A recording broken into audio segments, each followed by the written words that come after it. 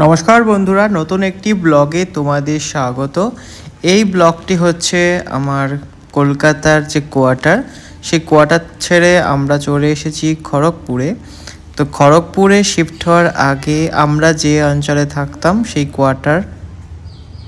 কোয়ার্টারের campus কেমন ছিল সেটা তোমাদের সাথে শেয়ার করছি, এবং আমাদের ভবিষ্যতে যাতে স্মৃতি রোমন্থন করতে পারি সেই সুবিধার্থে কিছুটা ক্লিপিংস তুলে রেখেছি।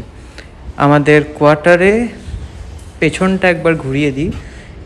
চারদিক দিয়ে প্রশস্ত বাঁধানো রাস্তা, এবং এইখানেই ছিল টগর ফুল গাছ, জবা ফুল গাছ। প্রতিদিন সকালবেলা আমার কাজ ছিল ফুল কালেক্ট করা পুজো দেওয়ার জন্য।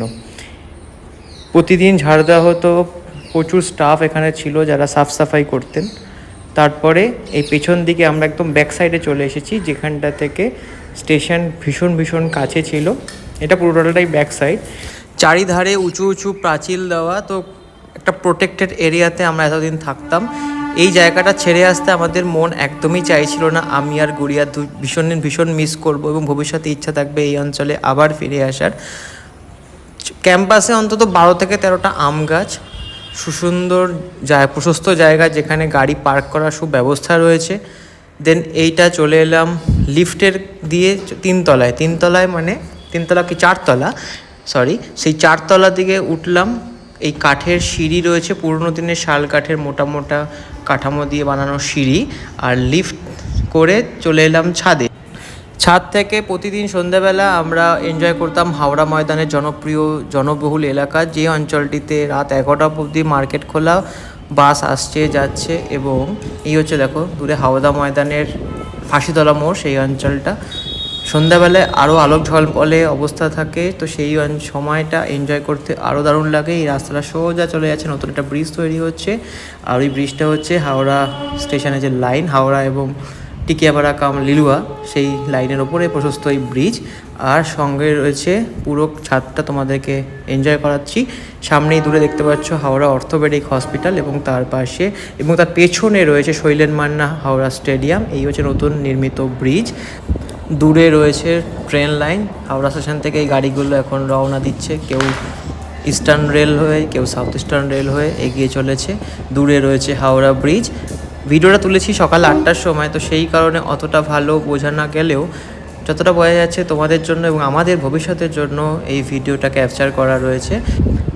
নিউ প্ল্যাটফর্ম সাইডটা আমাদের দিকে, আর ওই দিকে দূরে রয়েছে ওল্ড প্ল্যাটফর্ম সাইড। এবং রাতের বেলা আমরা প্রতিদিন এনজয় করতাম হাওড়া ব্রিজের যে নতুন এখন আলোকসজ্জা, এবং দূর থেকে আমাদের এই ছাদ থেকেই দেখতে পাওয়া যেত। দূরে রয়েছে ভিক্টোরিয়া মেমোরিয়ালের ওপরের চূড়াটা দেখতে পাওয়া যায়, সেকেন্ড হুগলি ব্রিজ দেখতে পাওয়া যায়, এবং ইডেন গার্ডেন্সের বাতিস্তম্ভ আমরা এনজয় করি। আমাদের যে সমস্ত কুকুরগুলো আমাদের ক্যাম্পাসে থাকতো তাদেরকে আমরা খাওয়া দাওয়া করাতাম। তাদের মধ্যে এই হচ্ছে অবলা, ভীষণ শান্ত প্রকৃতির একটি মেয়ে। ও আমাকে দেখে ছাদে চলে এসেছে, বলছে ঠিক আছে তুমি ভিডিও তুলছো, আমরাও সেই ভিডিও এনজয় করব। এই হচ্ছে আমার কোয়ার্টার 2A। আজ ছিল প্যাকিং করার দিন, তো সেই কারণে প্যাকার্স আর মুভার্সের লোকজন এখনও এসে পৌঁছায়নি। তো কিছুটা সুসজ্জিত নয় ঘরগুলো, কিন্তু তাও নিজেদের কারণে আমরা তুলে রাখছি। এটা হচ্ছে সামনে বারান্দা, বোথ সাইডে দুটো ঘর ছিল, যেখানে সিঙ্গেল বেড অবশ্যই নিয়ে একটা সুন্দর যে কেউ আসলে এই অঞ্চলটা ইউজ করা যায় এই ঘরটা। দেন এই ঘর থেকে বেরিয়ে গেলেই সামনের আবার চলে আসছি বারান্দাতে। সেই বারান্দা থেকে প্রথম যে ঘর, সেই ঘরে আমি তোমাদের ট্যুর করাচ্ছি। এখনও সুসজ্জিত এই কারণে রয়েছে কারণ প্যাকার্সের মধ্যে লোকজন এসে পৌঁছেন, জাস্ট ফোন করেছিল যে আমরা আসছি অন দি ওয়ে।